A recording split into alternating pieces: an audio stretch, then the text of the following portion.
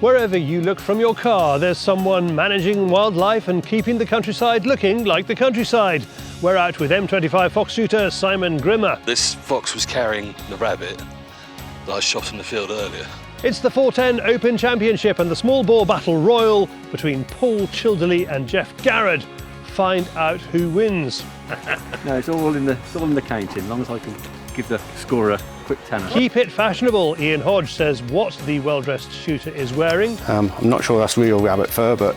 Podcast this week is the latest from gun grab victim Chris Sharp. David records the news on the Fieldsports News Stump, and James has the latest YouTube hunting films in this week's Hunting YouTube. Welcome to Fieldsports Britain.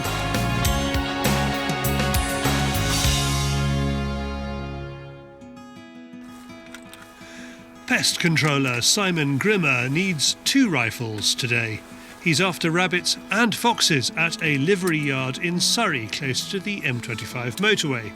Foxes are coming into the yard, they're leaving feces everywhere, and it's just become a health hazard more than anything. So she's asked me to reduce numbers down. There's also rabbits out on the ground, so the idea of that is, again, reduce the rabbit numbers down so there's not so much damage that they can cause to the ground, and therefore the horses aren't putting their foot down and going lame, and in worst case scenario, breaking legs. So yeah, we're going to go out here, try and take a few foxes, try and take a few rabbits, and hopefully keep the landowners happy. For the rabbits, he is using a 17 HMR Sacco with 17 grain V-Shock bullets. For the foxes, it's another Sacco, a 223 shooting 53 grain VMAX. Each one is topped with a day scope fitted with a PARD night vision adapter so he can shoot with IR. We'll be spotting from Simon's truck, so he switches to stealth mode with the aid of a few tea towels. That's something I learnt years ago, and it's just great having that there, because it's just, what happens is when you've got the light hitting in your face, you lose that tiny amount of night vision otherwise. And so to be able to just have it dark and then drive in the dark, I can see quite clearly where the path is and everything else up ahead. And so it just makes a huge difference. It's an older Hilux, and you can just turn everything off. The only thing I haven't turned off is the key beeps, which is a good thing, because I'll forget that I've left the keys in the car. However, if you just turn it ever so slightly, it doesn't beep. But the main thing is having the seatbelt beep off, because when you're driving around, you're constantly in and out of the truck, shooting rabbits or picking up fox or whatever. You don't want that going off the whole time. More than anything, it's just annoying. It's not long before we spot our first rabbit. Simon hops out and sets up the 17 on the sticks.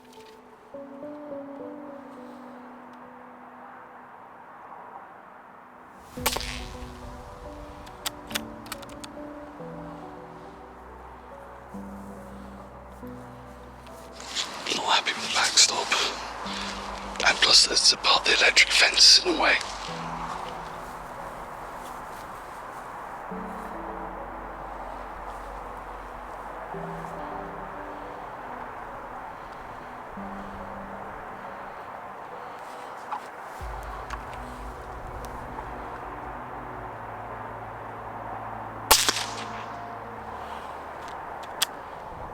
Simon collects up the shot rabbits and heads back to the truck.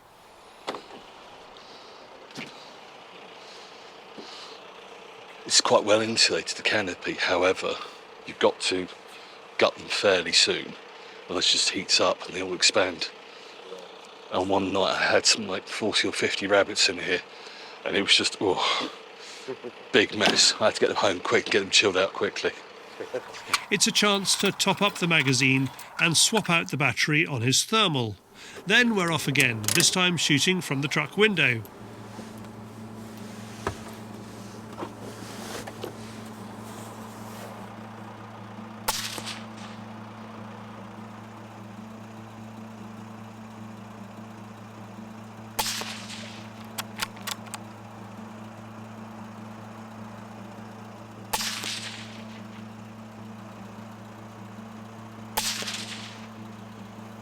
With 7 rabbits in the bag, Simon decides it's time to concentrate on the foxes.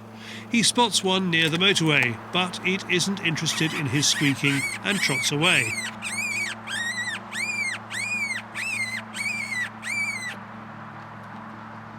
So it's back to the truck and we drive around to the other side of the field.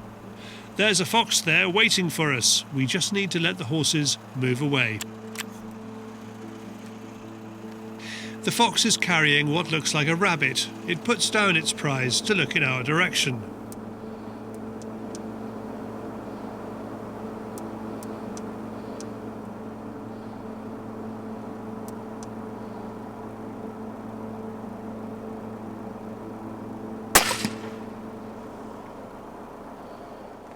This isn't just any rabbit, it's one of Simon's, which the fox has helpfully retrieved for him. One rabbit, one fox. No, this fox was carrying the rabbit that I shot in the field earlier. And yeah, definitely one of mine. And yeah, he was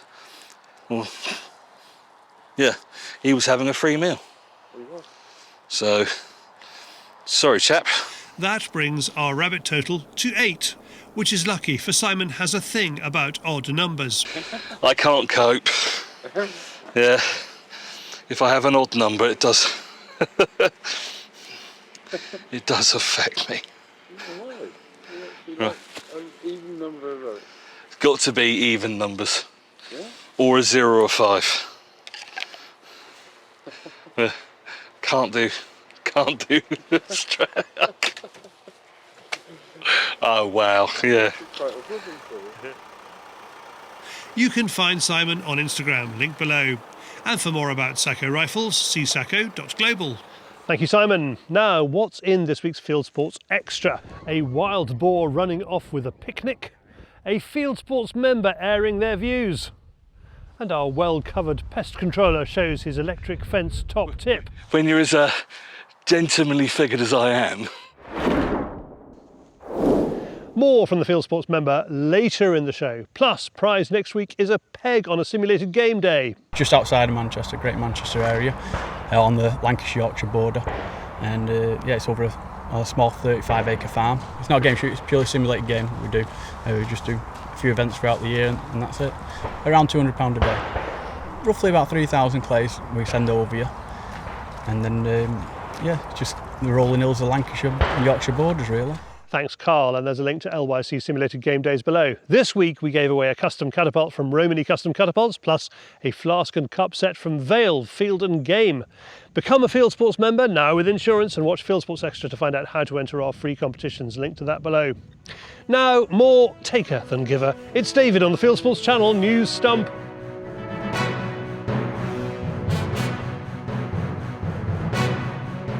This is Fieldsports Channel News. It's a wasted opportunity to deal with the real issues surrounding badgers and bovine TB. That's the verdict of Gareth Wyn Jones, who says far too much of what he told the BBC and Brian May's documentary, The Badgers, the Farmers and Me, was left on the cutting room floor, which aired on BBC Two on the 23rd of August 2024. Instead, Gareth agrees with widespread criticism that the BBC show was too one-sided and ignored key issues. Let's not really think that it's finished here. You know, there is solutions, there is science, and there is ways and means that we can do this, and I think we have to work together. My door's still open, but I just, you know, I'll be a little bit more weary with the TV cameras and the production of things, because I do feel let down. European countries that ban the import of hunting trophies are breaking the law. That's the conclusion of a lawyer commissioned to explore the issues surrounding hunting trophy import bans by European nations. Dr. Katja Gott says they're in violation of European trade laws and that trade regulation law should be used to govern trophy imports and not environmental policy. Trade rules in countries such as Belgium, Finland, France and the Netherlands are exclusively governed by the EU.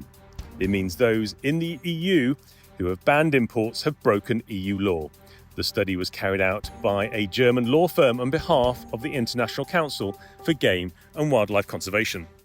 Well, we're hoping this will have the effect on the national states instead of the Commission, to say that this is the competence of the European Commission, that the national members of the European Union don't have the legal competence to enact these laws against trophy bans.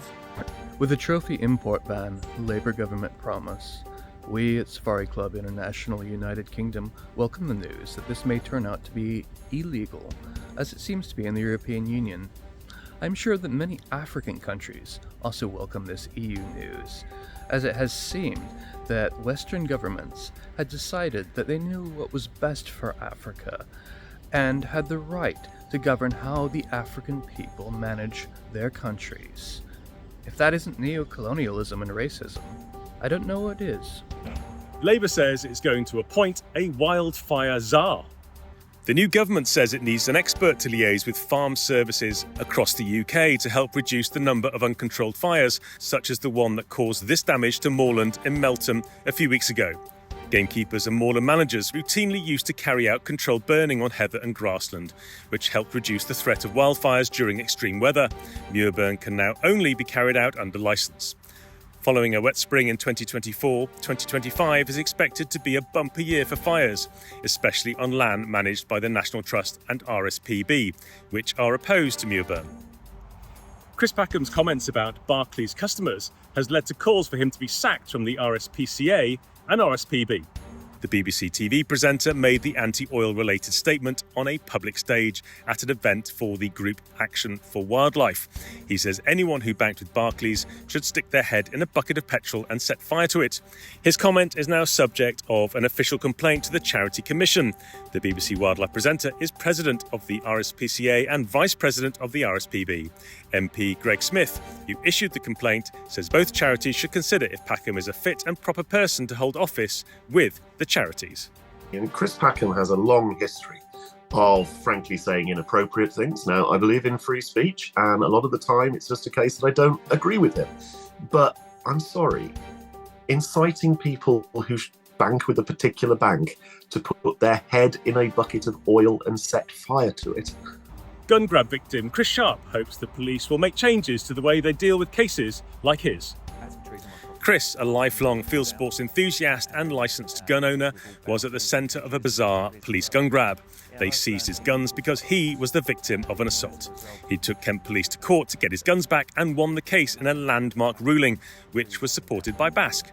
You can hear the whole story in this week's Fieldsports podcast, linked below. Here's what Chris has been left hoping. I hope they learn from what happened, but the way they handled it and the way they made me feel, it just wasn't right. It didn't need to happen. I think when we won the case and the police commissioner came over and said, well done, and I said, I haven't won here.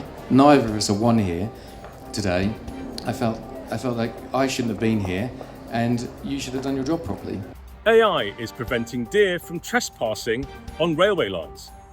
Network Rail introduced the AI system on the East Coast Main Line from London to Edinburgh in 2023 and claims it has stopped around 6,000 animals from walking out on the tracks, preventing accidents and delays. The system uses audible alarms when deer approach, scaring them away from the railway. There are now plans to install it on other rail networks across the UK. One of Britain's largest rewilding charities is threatening to cut jobs. The Scotsman newspaper reports that landowner the John Muir Trust has told 12 staff they will lose their jobs. They've already parted company with 5 trustees who resigned in March. The charity, which runs the Quinag estate, among others in Scotland, recorded loss of £1.9 million in its last financial year. Some newspapers report that the rewilding funding bubble has burst in Scotland, leading to a fall in land prices. And finally, people ignoring safety advice are the most likely to be attacked by crocodiles. Sounds obvious really, but that's the verdict of a new study into reducing the number of attacks by crocodiles on humans in Australia's Northern Territories. The study says culling the animals is an ineffective and expensive solution to the problem and suggests a programme of encouraging modification of human behaviour. That, to you and me, means staying away from crocodiles. Culling can work though, as the residents in the town of Bulla in Australia's Northern Territories discovered. They killed the big croc that had been terrorising the area, showed the dead animal off to local school children, and then barbecued it for a giant feast hosted by the local police force. Apparently, the crocodile tail soup went down a storm. You are now up to date with Fieldsports Channel News. Stalking the stories, fishing for facts.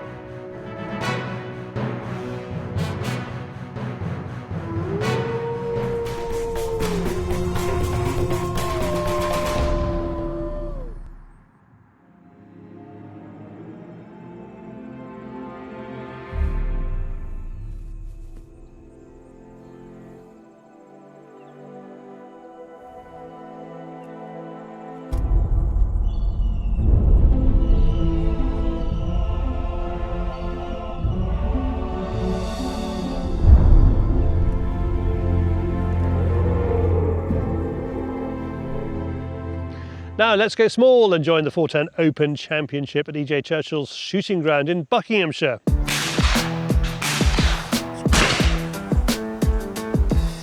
The British Open 410 Championship at EJ Churchill attracts good shots, great shots. But is there a competition at the event as profound and far-reaching as the one between our own Geoff Garrod and Paul Childerley? Remind us, Paul, who won out of you two in 2023? I can't remember, can you, Geoff? Well, of course you can remember. He's got like an elephant, mate, never forgets. I've got to take the wins when I get them against this old boy because he's pretty sharp. He actually, all I can remember last year, this guy shot absolutely superb last year. Really did. I have to say it because he did. But you shot better? No, I shot terrible. Yeah. So for a change, Geoff, for a change. yeah. So if anything today, I'm glad that he's broke his shoulder. That's given me a little bit of a handicap. But no, if he shoots half as good as he did last year, he'll be doing well. Yeah, well. And I want to be somewhere just below him or even just I think above him. you might tip me this year. Yeah. I can see it. My money's on you, mate. It is all about the gun.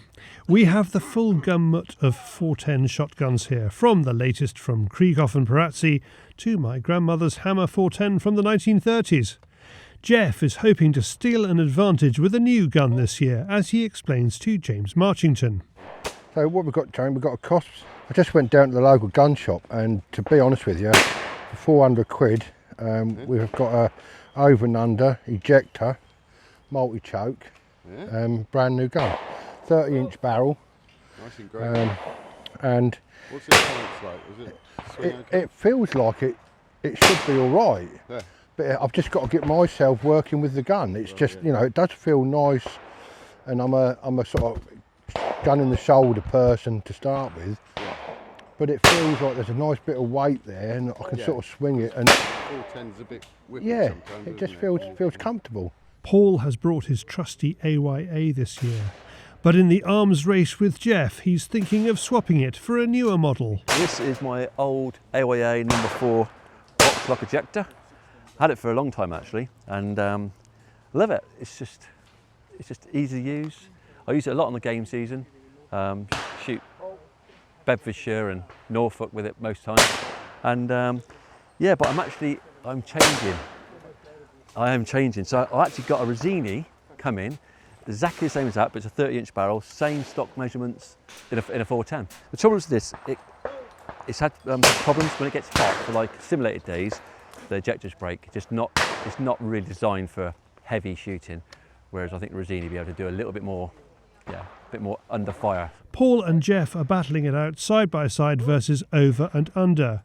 James, who wasn't expecting to shoot today, gets to use Gran's gun, which he doesn't like. It's not a good start, is it? Nor does he like Geoff's gun much either. It's got less weight in it and less inertia, but it handles more like a regular gun. Yeah, right. But it feels balanced though, doesn't it? Yeah, balance is nice. Yeah. But it's just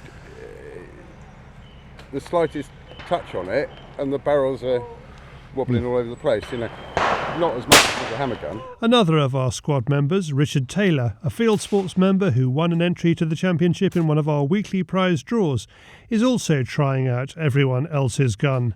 He borrows a Beretta 690. Yeah, it's a little Beretta 690. It's just a field grade 1. Fairly simple little gun. I've had it about 4 years, and it's multi-choke. You can chuck it up into your leg, really. It feels fantastic. I think I shot every gun here today, and this one actually feels like a gun that I could shoot, although I'm sure I'll miss everything anyhow. No, you'll be fine, but it's more a realistic weight, really, because the Beretta's built on a 28 bore action, so it's a little bit more substantial than some of the maybe Yildiz or Korps guns. But yeah, you can shoot it all day. I shoot game with it regularly, and that's really my go-to 410 for game. So whatever changed for my hush power at home. Yeah, well, they are a bit like a lamppost. Yeah, it's like shooting with a drain pipe stuck over your barrel. Yeah, that's the one. But no, they're fairly similar thing. They work well. Well, I'll get out there and give it my best, but this will be the We're about to find out. fifth or sixth gun I've shot today. Now, one thing that a gun can't solve. Paul's shoulder is giving him jip. Geoff is watching carefully for weakness, and he's not thinking the injury is enough of a handicap. Well, he's only failed on one bird, so... The championship itself is a success with a record entry. Organiser is Richard Gray. We had 127 last year, we've had over 150. A fabulous course, a fabulous set of targets. Nothing that couldn't be shot with a 410. We're delighted to have Highland Outdoors, Webley and Scott, who are giving us a gun as a draw prize again this year. They've been very good. They've been on board from the outset. Lyle Vale Express, of course, Marcus Hidden has been instrumental in helping with this event. Ely cartridges, Ely have been very good to us. ASI have given us 1,000 cartridges as prizes this year. And Martin Jemison from MJ Sporting has given us a gun case.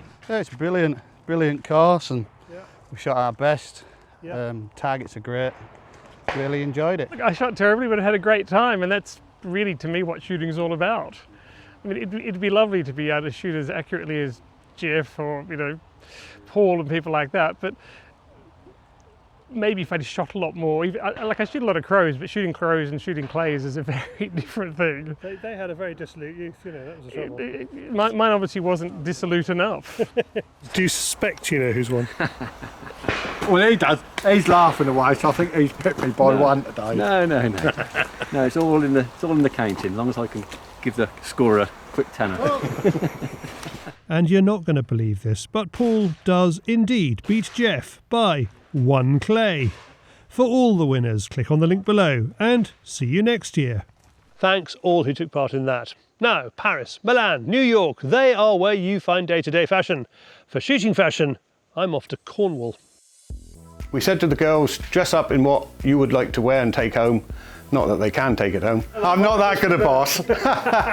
So they went and tried on a few things, and we can take you around and just point out a few bits what they put on. Yeah, what are they like? What are they like, or what do the girls like? What did they like? What are they like? Yeah, well, I think Ashley put this one on. This is the Jack Pike half zip sweater there. That one is $39.95. Various sizes there, nice colour, nice and warm. Jack Pike is one of our oldest brands that we sell. So after that, Ashley went for the coat, the jacket.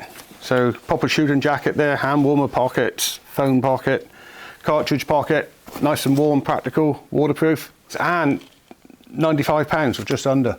So good value for money compared to some. The thing is, you can still rip that on barbed wire, whether it's £95 or £495, and it just depends how much you want to cry. Tilly opted for the new Ridgeline rhubarb jacket or smock. When we first seen this one from our Ridgeline rep, we knew it was going to be a winner. It certainly stands out. It's a nice, cheerful feeling. I'm not sure that's real rabbit fur, but it's... Shouldn't have thought so. No, I don't know. They probably wouldn't have put it on if it was. But no, lovely jacket there. And again, Ridgeline is a big seller for us. We've got so much of their stuff. It's a step up in price. Yeah, that's £220, so it's double the Jack Pike. But, it sells. People like it. This is another Jack Pike item. This is the a shirt. Nice, woolly, thick feeling. I think this is a general purpose one, but the ladies seem to love it. It's quite well fitting. The price on that one, unbelievable, $18.95. So Beatrice had, she had this Browning fleece on. Again, practical, nice big Buckmark logo there, Browning logo there. Again, practical, smart, good quality garment. which seems all the rage at the moment. Nice and lightweight, but warm and practical. And that one's £75. Fashion wasn't my forte at school. You know what's popular, and is that popular? Yeah, it's selling. To be honest, anything, a lot of thought by all the clothing manufacturers goes into what they produce now, and they don't just produce anything. There's a lot of thought and time goes into it, and they seem to pitch a market just right. Right, the good old waistcoat again, practical waistcoat this time, perhaps more of a working coat, pockets, 4 pockets there, warm again, nice and pull that collar up, that'll keep the wind out.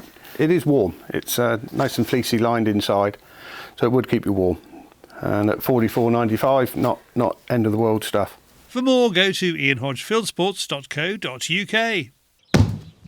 Thanks, Ian. Next, from clothing to the wider world of hunting and shooting on YouTube, brought to you by James Marchington. It's Hunting YouTube.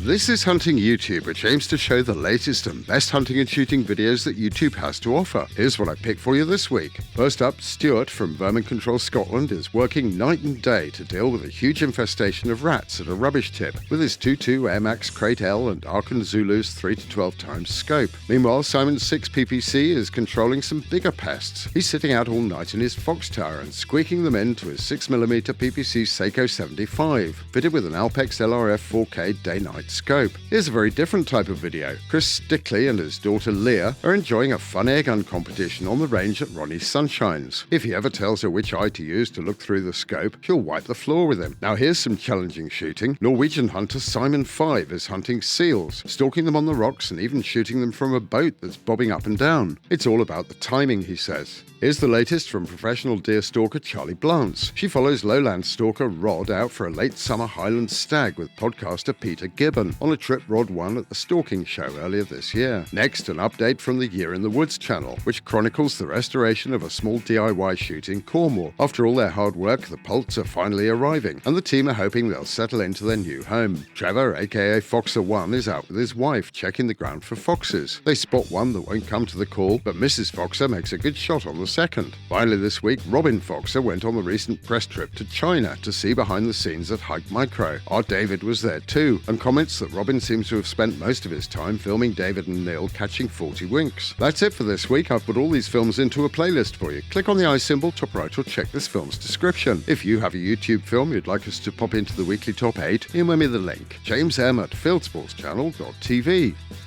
And that's it for this week. If you haven't done so already, please whiz over to our website, FieldsportsChannel.tv. You can click the likes there on Facebook and on Instagram. You can follow us on Twitter, subscribe to us on YouTube, pop your email address into our register page on the website, and we'll contact you about this show. Fieldsports Britain is at 7 PM UK time every Wednesday. And this has been Fieldsports Britain. Good hunting, good shooting, good fishing, and goodbye.